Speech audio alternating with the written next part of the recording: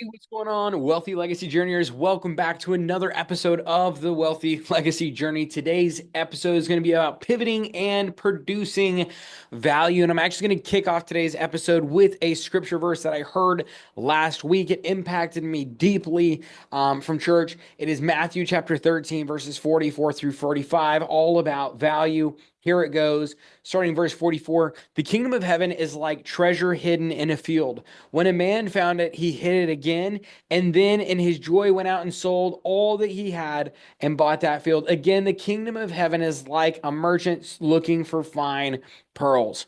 When I heard that in church, my pastor talked about value, and I thought about, wow, how impactful is it to find that right value? Right. And for the right value, somebody would give up absolutely everything in order to receive that value. The Bible talks about how important it is to recognize the value of an opportunity, of an event, of a situation. And it talks about how we should be ready to give everything for that right value. Now, of course, the value in that set of verses there is about the gospel, giving our lives for Christ, right? If your goal in life is to find your life, you will lose it. But if you lose your life for the sake of Jesus and the gospel, you will find your life. And that's, that's a huge part of the gospel story of repent, believe, be baptized, and then go tell others about Jesus. And that's a part of the legacy that I want to leave behind is people coming to know, find, follow, and then tell others about Jesus. But I think it's so applicable for us, even in business, to think about how do we create value and then communicate value in the absolute best way possible. It's interesting as I've been talking to even some of the agents this week and about some of the lead stuff, and I'm going to talk a little bit more about why I'm talking to agents about leads things here in just a minute, and that's a part of the pivoting thing. But when I've been talking to these agents, it's about how can we produce value around these properties. When we talk about these properties, how can we communicate the value of that property? How can we communicate the value of what we can bring to the table as a real estate agent? How can we work these leads and convert them over into people who are really ready and excited to be working with us? It's not always a simple process. It's not always an easy process, but it's a worthwhile process if we can learn how to do it well. A lot of that is overcoming objections, again, communicating value, creating value stacks, building up the value, and then also showing why it's not so difficult to get to that value to the point where they're willing to do whatever it takes to get right to that end goal. Just like, this man who found the treasure in the field, went and sold everything just so he could buy that field, just so he could have that. It had nothing to do with the field. It had everything to do with the treasure. In business, what is a treasure that we can produce for other people where they're going, I'm willing to dig into my pockets, into what I currently have, and trade what I currently have for that thing that you have there? It's not trickery, it's value, and communicating that value well. It was interesting. I was actually, I don't even know how it came up. I was on Spotify and it recommended a podcast. I just happened to click on it. Podcast was titled Your World Within, podcast by Pinero. He said something, though, during this podcast segment that really stood out to me, and I wanted to share it with you guys. So this is a quote from Pinero. Quote, life's not comprised of people who know and who don't know. Life is comprised of people who act and people who don't act, people who wait and people who move into the unknown before they are ready and create answers.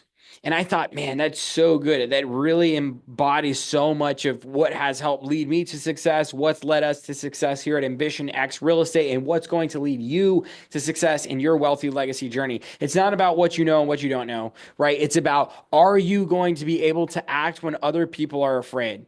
Are you going to be able to move into that unknown, or are you going to let fear hold you back? I was just having a call with an agent today when she said, sometimes I just get nervous to call these leads. And I'm not calling this agent out, and I'm not going to say, their name, but I immediately just rebuttal back. I said, yeah, but listen, I get nervous when I call leads. I get nervous sometimes when I call you agents, especially when I have to hold the agents accountable for something. It makes me feel a little bit uncomfortable. The more times that I do it, the less uncomfortable I feel, but I still have an uncomfortability with doing new things, with doing hard things. Just because I'm in this room, just because I'm in this office, just because I own this company does not mean I do not get uncomfortable or I do not find it hard to do new things. I still very much am human. I still very much have a hard time doing new things, but it's about, can you overcome? Can you do the hard thing when it comes down to it and it just needs to happen? Right. So speaking of hard things, going back to that idea also of pivoting, this is going to be a shorter episode today. Unfortunately, we lost one of our team leads. So Billie, she's still with us here at Ambition X Real Estate, but she just decided that, being the leads team lead wasn't really the right move for her right now, which is totally okay. I super respect the fact that she's able to recognize where she's at, where she wants to go, and recognize earlier than later that this is not it. So I've stepped into that leads team role. I'm excited for it to some degrees because this really has been my bread and butter for years. Creative investing and sales have really been the two things that have propped my family up and helped me to do well, helped me provide for my family over the years. So, it's really that skill set of how can we communicate value? How can we overcome objections? How can we get to the close? How can we get to the sale? How can we just move the needle forward, move that ball down the field, and get somebody to a close? So now I'm leading a whole group of people, a whole team of people towards that objective. And it's been very interesting because as, I've been talking with Nathan and he's kind of communicated to me, not everybody is going to be quite as motivated or driven or see things the same way that I am. But it's really fun to see the few agents that are really ready to sit down and attack these leads and go out there and absolutely crush them. But then beyond that, not only are they willing to pick up that call the first time, but they're willing to be coached on how to move forward, how to have confidence, how to move past objections, and just really how to grow as an individual and as a salesperson. And just, even something I said the other day is, people, I got this, I can't even remember who I got it from. So I cannot quote it, but I know I got it from somebody. People, actually, you know what? It might have been from, you know what? I'm not even going to say because I really don't remember, but people hate to be sold, but people love to buy with friends. So how can we get on the phone and build rapport with somebody? How can we get to know them? How can we relate with them? How can we build a relationship with them? How can we build a friendship with them to the point where they go, I wouldn't want to shop with anybody else because I know you. More than that, I trust you with this process and I want you to help me. Then at that point, then we can assert our dominance and say, hey, I just want to make sure because there's two types of, people that I could work with in this world. There's window shoppers and tire kickers, and then there's people who are really ready to buy a house and get the deal done. Which camp are you in right now? Are you just looking to shop or are you looking to buy? Get somebody to say, I'm willing to buy, right? Or if you have somebody on the other end and they're a seller, right? You're talking to them, hey, are you really ready to sell your house or are you just looking into options? Because before I even go into this conversation, I just need to mentally prepare myself for how I'm going to communicate information. Because if you're just looking for information, I'll just talk to you. But if you actually know that right now is the right time to sell, you're just looking for the right person, well, then that's kind of a different tone that we can take with this conversation. If they go, no, definitely time to sell, I'm not even going to talk about me. I want to know, why is right now the right time to sell? Why is that? Because now I know what I can leverage, right? Same if somebody's going to buy. Okay, cool. You're definitely going to buy. Why is right now the right time to buy?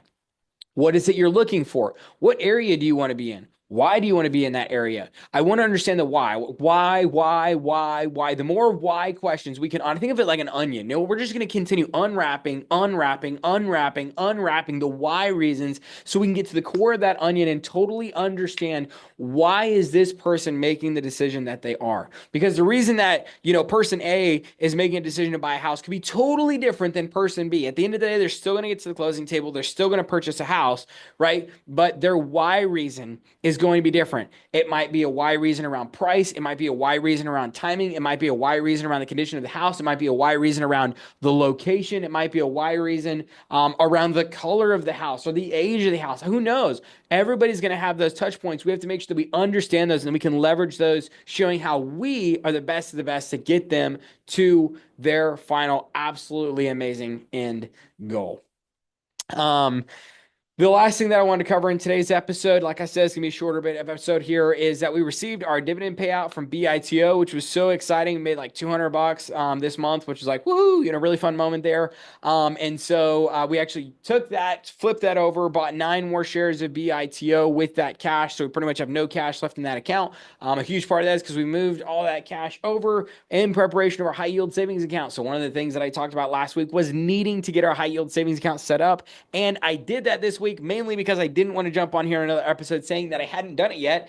Because it's time to, what did I say at the very beginning, or kind of in the middle, right? Life is not comprised of people who know and don't know, but life is comprised of people who act and don't act. And I didn't want to not act another week. And so I went ahead and acted. I got the account put together. We've got $100 moved over. Just want to make sure everything transfers okay, because new account, new everything, get it in there, start bearing some interest. And then in a couple business days, once it's completely cleared, everything's good to go, we'll remove over the remainder of that cash. It's a pretty large sum. It's going to be around like $56,000. It's sitting there. I'm like 4.2% a year, just making me have the warm and fuzzies while we build the brokerage, that we just have a huge chunk of cash sitting over there. To be honest with you guys, we've got like 11.5, I think, left in the market. We're reinvesting our dividends. SPLG and BITO dividends are going to go back into BITO because the cash flow on that bad boy is just intense, and I cannot pass that up. And then whenever we get one of these Hudson lots to finally sell, which I'm not holding my breath because I don't want to pass out, but I do want them to sell.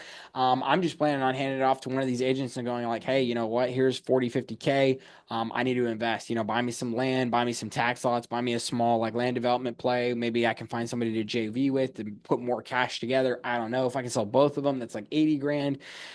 I don't care what I'm gonna have to do. I just want to find somebody who can help me flip that money back over again. So, yeah, I mean that's kind of the big points today. I wanted to talk about value. I wanted to talk about that quote from Eddie Pinero. It was really good. So maybe check out his stuff. Talk about again, pivoting, moving into the unknown with leads, team lead stepping down. I'll be honest, at the very beginning of the week, I was stressed. I was like, man, I was just hitting this point in my business where I felt like we had the team leads put together. We had the marketing put together. I felt like we're really getting to a stable place. But on the other hand, it's been great to go ahead and work with the agents, work on distribution. We're starting to get our speed up. Our our speed to lead is going down. And so that way we are, connecting with people a lot quicker. We already have one guy who's working on getting pre-approved. And we're connecting him with that process and working him through. That's a solid buyer. And so, it's just been interesting for me to realize like I do have a strong skill set as a salesman and, pushing the ball forward on that kind of stuff, moving the needle forward, getting people, to get to that closing table. It's something that I've done a lot in the off market, direct seller type stuff that I've done over the years, and just something I've grown a strength in. So we're going to build a system. We're going to build a process. We're going to build a team around, completing these deal types, getting deals done.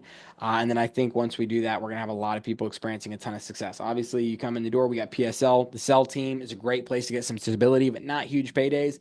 And then from there, we're working on building that purchase team. I'm super excited for what Scott Jones and the team are building over on that side, on the purchase side. And then we got leads, which is kind of a whole new beast for us. We're figuring it out. It's kind of fun to be spearheading that, working on that front. We got a lot of leads that are going to be coming in the door. Our goal is 1,000 leads for June. So we got to actually kind of pick up the pace a little bit to get some more leads coming in. We have a mailing campaign that's about to go out for 2,000 mailers that are about to hit the road. And so hopefully that brings in a huge amount of deal flow as well. And then we just want to continue steadily sending out mailers. We want to send out postcards.